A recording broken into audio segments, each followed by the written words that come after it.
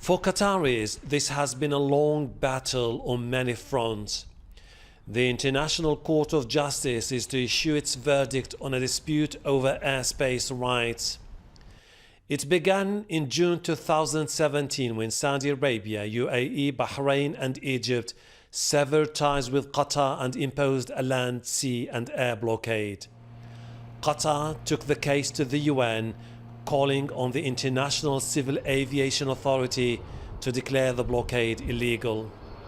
As part of the dispute, the blockading countries have barred Qatari aircraft from entering their airspace, which Qatar says violates the Convention on International Civil Aviation, referred to as the Chicago Convention. The blockading countries challenged the Qatari move, saying the UN agency doesn't have jurisdiction to handle the case. But in 2018, the International Civil Aviation Authority rejected that claim, insisting that it does have jurisdiction. It's a milestone, but we are not there yet in terms of for Qatar's progress, because while Qatar will move a step closer into regaining airspace access that they, like the rest of the world, are entitled to fly over, actually ICAO have never dealt with anything quite like this in over their 70 years of existence. Then you can expect, running in parallel to this, a separate case that will be seeking compensation. This isn't the first legal fight between Qatar and its neighbors. In 2018, the Qatari government took legal action against the UAE at the Hague-based court, accusing it of a series of measures targeting Qatari nationals.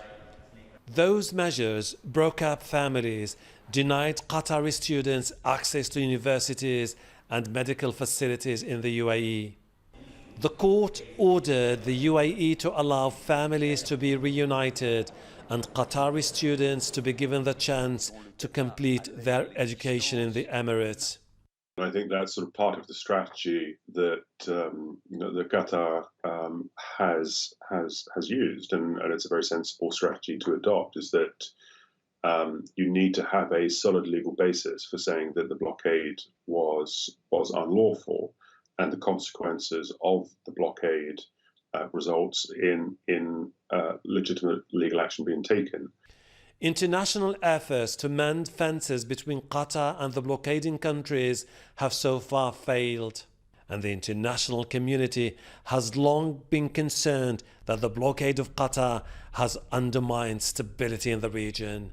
Hashem Ahelbarra, Al Jazeera.